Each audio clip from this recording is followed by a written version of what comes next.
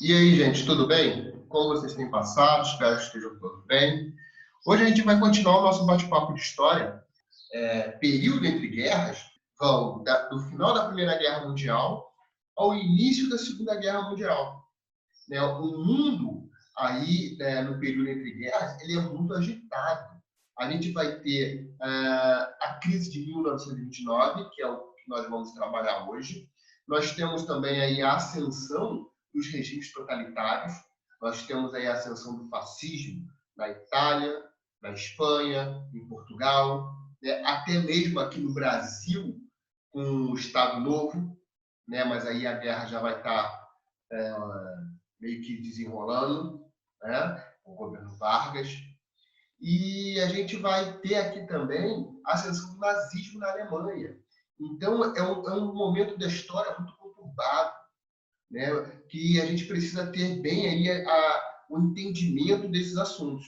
Então, hoje a gente vai se debruçar na crise de 29, uma crise de superprodução do capitalismo, uma crise que vai atingir o mundo capitalista como um todo.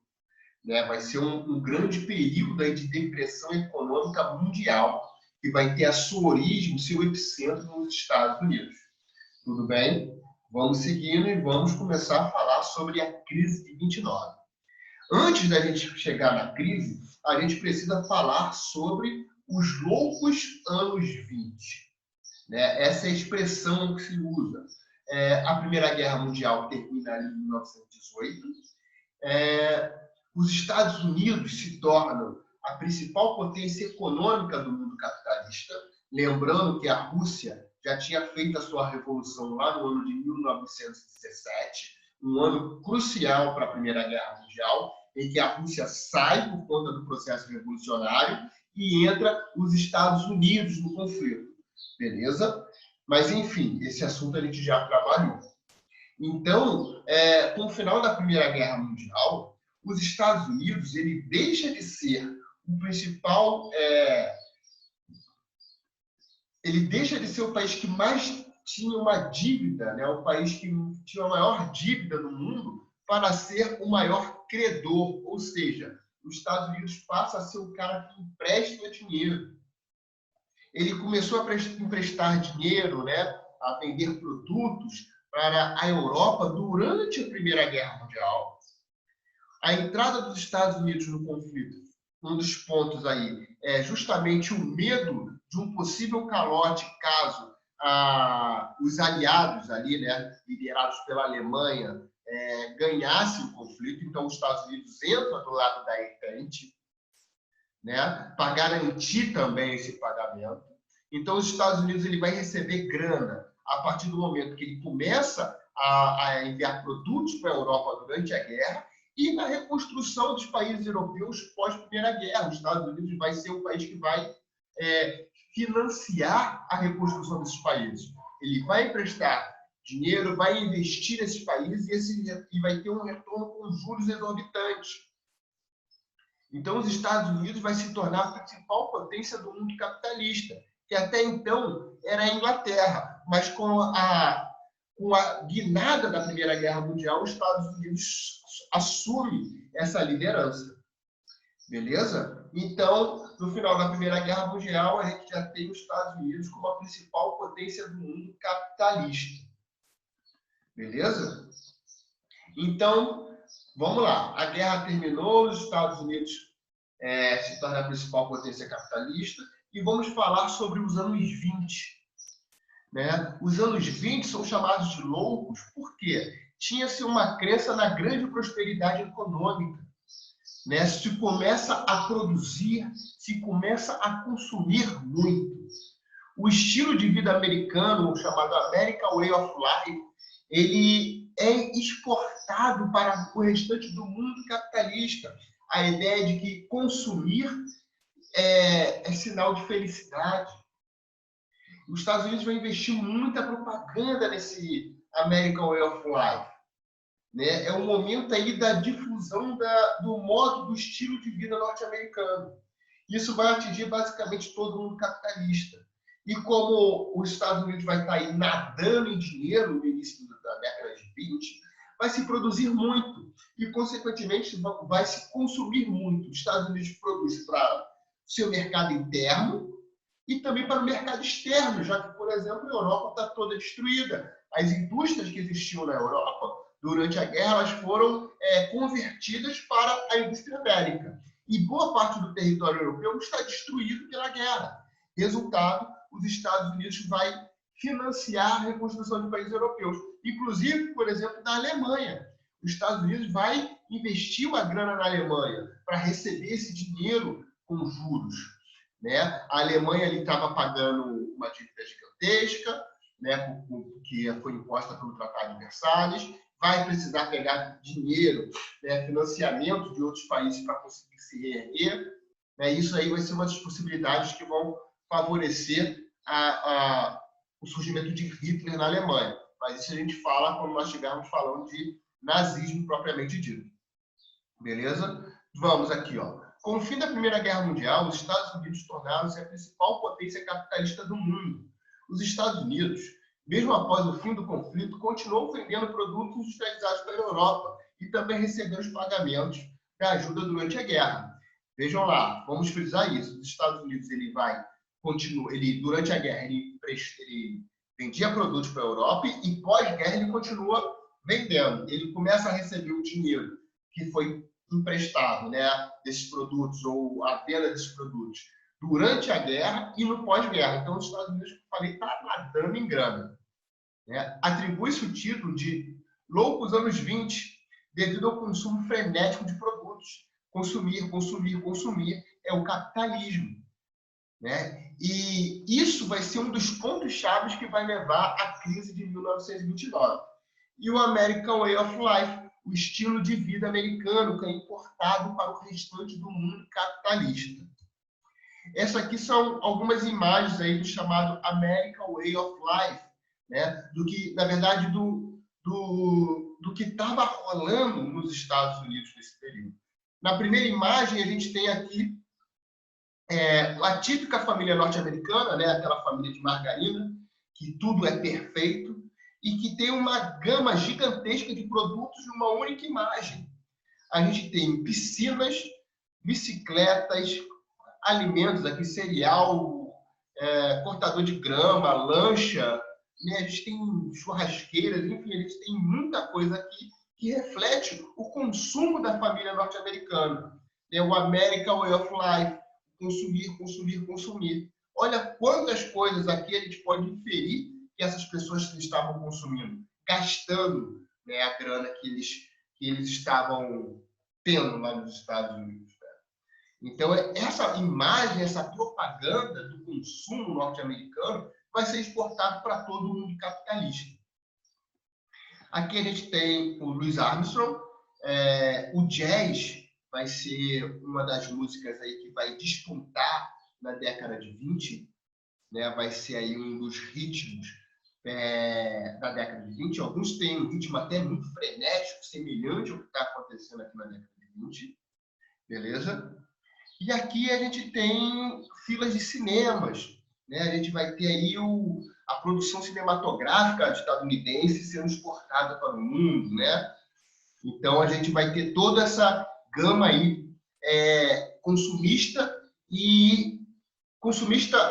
digamos, no sentido estrito mesmo da coisa, de consumo, de comprar, mas também a gente tem o consumo cultural, né, que vai ser exportado para o restante do mundo. No entanto, a partir de 1925, a economia dos Estados Unidos começou a dar sinais de uma superprodução. Vamos lá. E a partir de 1925 tem um start de uma... Eu produzo muito, na verdade. Estou produzindo além daquilo que eu preciso. Por quê? O mercado europeu, com pouco tempo depois aí do empréstimo estadunidense, as indústrias europeias vão voltar a funcionar. Resultado, a Europa ela vai estar ali começando a não precisar tanto do auxílio norte-americano, do auxílio estadunidense. Resultado, os Estados Unidos produz muito, só que não consegue vender na mesma velocidade. Beleza? Com isso, os produtos começam a ficar na prateleira, começam a ser estocados. E para você estocar, você precisa de um galpão. Para você ter um galpão, você precisa comprar ou alugar um galpão. Ou seja, vai aumentando o custo do produto. Aí, os Estados Unidos produzem muito, por quê? Por uma crença desenfreada no liberalismo econômico. Lá, quando a gente falou do iluminismo, a gente começou a falar sobre liberalismo, que é o que a gente chama de capitalismo. O liberalismo econômico fala da não intervenção do Estado na economia, ou seja, o Estado jamais deve intervir na economia. Resultado, havia os sinais de uma superprodução e o Estado não poderia fazer uma política pública para evitar essa superprodução, porque o Estado, segundo o liberalismo econômico, não deve jamais intervir na economia. Beleza? Aí a crise de superprodução, ela começa a dar sinais na agricultura. O primeiro setor que começou a mostrar que ia dar ruim foi na agricultura. Vamos lá. A crise que eclodiria em 1929 foi uma crise de superprodução. Então é isso. Toda vez que vocês lerem crise de 29, vocês já têm que estar na cabeça que foi uma crise de superprodução. Produzir muito e baixo consumo. Beleza? O primeiro setor a demonstrar sinal de crise foi a agricultura. Vamos lá. Eu tenho colheitas, eu preciso vender esses produtos, só que esses produtos não estão mais vendendo, então eu preciso estocar esses produtos, eu começo a gastar dinheiro com o estoque desse produto, eu não consigo mais manter o meu trabalhador, eu mando esse meu trabalhador embora, esse meu trabalhador não consegue mais emprego no campo, ele vai para a cidade, e causando aí um êxodo rural. Só que o que acontece? Na cidade está acontecendo uma coisa semelhante, né? As indústrias que existem não estão produzindo tanto. Resultado, pessoas são mandadas embora, produtos são poucos vendidos, são poucos produtos vendidos. Se eu tenho desempregados, eu não tenho como esses desempregados comprar os produtos que estão sendo feitos. Eu começo a ter encalhe, daqui a pouco eu estou com um estoque gigantesco, o preço dos meus produtos diminui, com isso a minha empresa vai perdendo valor no mercado. Beleza? Então é um jogo aqui de empurra-empurra. Um setor vai mal, vai refletir em todos os outros. Acreditava-se no liberalismo econômico clássico, esse papo que eu estou falando para vocês, que o Estado jamais deve intervir na economia. E, além disso, nas bolsas de valores, existia a tal da chamada especulação financeira, né? Jogar no mercado de valores, jogar na bolsa de valores, né? Investir numa empresa no número X de dólares num dia, para que a 2, 3 dias você quintuplicar esse número de dólares, né? Por exemplo, se eu tenho uma empresa, se eu sou, digamos, dono da Sony, hoje, assim, né? Eu tenho várias ações da Sony. Se eu quiser colocar a minha empresa parte da minha empresa para vender, eu vou ali no mercado da Bolsa de Valores e anuncio que eu estou vendendo ações da Sony. Resultado, muitas pessoas vão querer ter as ações da Sony, que é uma empresa rentável. Resultado, as minhas ações vão valer muito no mercado. Com isso, eu vou ganhar muito dinheiro com a venda desses produtos, dessas minhas ações. Mas, se, digamos, num cenário hipotético, se eu colocar as minhas ações para vender e não aparecer ninguém interessado em comprar, a minha empresa perde valor de mercado do dia para a noite. Ou seja, a minha empresa passa a valer nada de um dia para o outro. Então, a Bolsa de Valores de Nova York vai ser o berço, né, o epicentro da crise. Por quê? Se ganhava muito dinheiro aí na especulação de venda e compra de ação, só que vai chegar um momento, por conta aí dos estoques, da superprodução, em que eu vou colocar o valor da minha empresa, ou parte das ações da minha empresa, para vender na Bolsa de Valores e ninguém vai comprar. Resultado, a minha empresa vai falir. E com isso começa a gerar uma falência de diversas empresas em cascatas. Um dia o cara é milionário e no outro dia ele é pobre. No outro dia as ações que ele tem não valem nada. E essa crise que se instaura aí nos Estados Unidos começa a atingir o mundo. Por quê? Os Estados Unidos não emprestou dinheiro para a Europa, agora está quebrado, ou seja, eu preciso cobrar os empréstimos feitos para os países europeus. Os países europeus que já estavam ali comprando menos dos Estados Unidos, porque já estavam normalizando ou reconstruindo a sua economia, não têm capital suficiente para pagar de uma vez só as dívidas que eles contraíram. Resultado, os países da Europa vão entrar em crise. A Europa, que estava se reconstruindo, volta a ser abalada pela crise. O Brasil ele vendia café para os Estados Unidos. Café é um produto de sobremesa, é um produto desnecessário. Resultado, o café brasileiro passa a não ser mais vendido para os Estados Unidos. Os Estados Unidos param de comprar o café brasileiro, porque não é um produto essencial. Resultado, a economia do Brasil vai ser desarticulada. Né? A crise de 29 ela vai, de fato, atingir o Brasil no ano de 1931, 2 anos depois. Né? O grande impacto da crise do Brasil vai ser no ano de 31, não no ano de 29. Mas é um reflexo, é um desdobramento da crise de 29. Então, a gente vê que a crise que surge nos Estados Unidos, ela começa a atingir todo o mundo capitalista que está interligado. Daí, a gente tem uma crise global. A crença no liberalismo econômico, a não intervenção do Estado na economia, a superprodução vai levar à crise de 1929. Né? A quebra da Bolsa de Valores, né, no dia 24 de outubro, também chamado de Quinta-feira Negra, gera a crise de 29, ou o craque da Bolsa de Valores de Nova York, de 1929. É uma crise global do capitalismo, uma crise cíclica do capitalismo. Né? Ou seja, as crises capitalistas elas são previsíveis, elas são cíclicas. Tranquilo? Resultado, aumento do número de desempregados. Porque a minha empresa, a minha indústria fale, eu não tenho como manter meus empregados, eu mando esses caras embora. Esses caras vão embora, eles não recebem salário porque estão desempregados, eles não conseguem consumir. Se eles não conseguem consumir, meus produtos eles vão ficar estocados. E com isso eu não consigo renovar a minha mercadoria, mas eu continuo produzindo. A gente tem aqui o aumento do número de desempregados e baixo consumo. É um ciclo. Né? Eu produzi muito. Beleza? Não estou vendendo como eu achei que deveria vender, porque eu produzi muito. Resultado,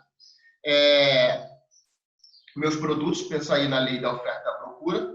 Se eu estou produzindo muito e tem uma baixa procura pelo meu produto produzido, o preço dele vai diminuir. Né? O preço dele diminuindo, a minha margem de lucro diminui. Com isso, eu começo a despedir pessoas. A pessoa desempregada, ela não tem mais fonte de renda, não tem salário. Consequentemente, ela não consegue consumir. Resultado, meus produtos vão ficar encalhados, eu não vou conseguir produzir, não vou conseguir pagar as pessoas vão continuar desempregadas e a gente entra num ciclo. Tranquilo? E as exportações do Brasil, que eu já falei aí, como a crise atinge o Brasil. Aqui a gente tem a imagem de algumas pessoas aí desempregadas nos Estados Unidos, né? As pessoas ali falando que, na primeira imagem, né, que procuram empregos decentes. A gente tem ali falando que é pai, é um homem de família, que tem 44 anos, né? As pessoas andavam assim pelas ruas dos Estados Unidos, com plaquinhas pedindo empregos. E aqui na imagem do lado, a gente tem um cara vendendo um carro que ele perdeu todo o seu dinheiro no stock market. Né? Então, a gente tem esse cenário aí nos Estados Unidos. A imagem que a gente abriu aqui, ó, são filas de desempregados em um lugar que distribui sopa de graça, né? Free soup. Então, é uma galera aqui na fila para receber comida de graça. Beleza? Vamos lá. Então, os Estados Unidos entram numa crise gigantesca e precisa arrumar uma política econômica para sair dessa crise. Aí chegamos ao chamado New Deal, também conhecido como um novo acordo. Né? Ele entra aí no governo Roosevelt, né? O presidente Roosevelt que estabelece essa política econômica, que foi criada por um cara chamado John Keynes. O New Deal também é chamado de keynesianismo. Né? Foi o cara aí que conseguiu resgatar os Estados Unidos da crise através da sua política econômica. Tranquilo? E essa política econômica ela é executada no governo de Franklin Roosevelt, né? Mas ela foi idealizada por John Keynes. New Deal, plano de recuperação econômica do presidente Franklin Delano Roosevelt. O New Deal foi criado baseado nas ideias de John Keynes, que seguia em um sentido oposto do liberalismo clássico. Vamos lá, se o liberalismo clássico fala, basicamente, que o Estado jamais deve intervir na economia, e as medidas keynesianas vão no sentido oposto, Keynes propõe que o Estado intervinha direto na economia, que o Estado participe de maneira direta na economia, contrariando o liberalismo clássico. Keynes afirma que o Estado deveria ter uma participação fundamental na economia. E vai ser essa medida, esse novo acordo, que, com sua intervenção estatal, vai conseguir retirar os Estados Unidos da crise de 29. Né? Por volta da década de 30, os Estados Unidos já não sentem mais, de maneira tão aguda, os efeitos da crise de 29. Mas quais foram as medidas que John Keynes propunha? Quais medidas ele propôs para que os Estados Unidos saíssem dessa crise? O que consistia o New Deal? Aí aqui eu coloquei algumas. Concessão de empréstimo aos fazendeiros arruinados para que pagassem as dívidas e reordenassem a produção. Ou seja, o Estado vai emprestar para o produtor agrário. Controle da produção visando a manutenção dos preços dos produtos. Não vou mais produzir do jeito que eu quero. Não, a gente vai controlar a produção para evitar uma superprodução. Fixação dos preços de produtos básicos, como carvão, petróleo e cereais. Né? A lei do mercado, a oferta e procura, nada. A gente vai delimitar, vamos fixar os produtos de necessidades essenciais. Né? Os produtos básicos não vão poder ser comprados acima dos preços estabelecidos pelo governo. Realização de diversas obras públicas para a criação de novos empregos, visando milhões de desempregados. A gente está com uma massa desempregada. Vamos botar essa galera para trabalhar na construção civil. Um constrói prédio, o outro tampa buraco na rua, o outro pinta a rua, e a gente começa a pagar esses caras. Esses caras que estavam desempregados aí agora vão receber um salário, vão voltar a consumir e a economia vai começar a girar novamente. Aumento do salário dos empregados. Vamos remunerar de maneira mais digna os nossos empregados, para aumentar o seu poder de compra, o seu poder de consumo. Aqui, criação de um salário-desemprego para aliviar a situação da miséria dos desempregados. Ou seja, regulamenta o salário-desemprego, coisa que não existia nos Estados Unidos até então. Vai ter uma série de regulamentações trabalhistas que não existiam nos Estados Unidos. E essas regulamentações elas vão ser norteadas ali pelo New Deal, pelo Estado. Jornada de trabalho de 8 horas, estabelece a jornada de trabalho. a indústria que funciona às 16 horas, aí a gente tem turnos. A gente tem o primeiro turno de 8 horas e depois entra uma leva de trabalhadores trabalhando mais 8 horas. Assim a gente consegue empregar dois grupos diversos de pessoas. Legalização dos sindicatos, erradicação, ou seja, fim do trabalho infantil, que até 1929 ainda era vigente nos Estados Unidos. E criação da Previdência Social. Então, tem uma série aí de medidas que vão auxiliar o trabalhador e vai desafogar os Estados Unidos da crise. Mas tudo com o Estado ali vivendo, com o Estado ditando o que deveria ser feito, com o Estado participando de maneira pontual na economia. O New Deal combinou questões econômicas e sociais. Ele não priorizou só a questão econômica, mas priorizou as questões sociais. Ele juntou os dois. Com isso, fez em pouco tempo os Estados Unidos sair de uma das maiores crises do capitalismo.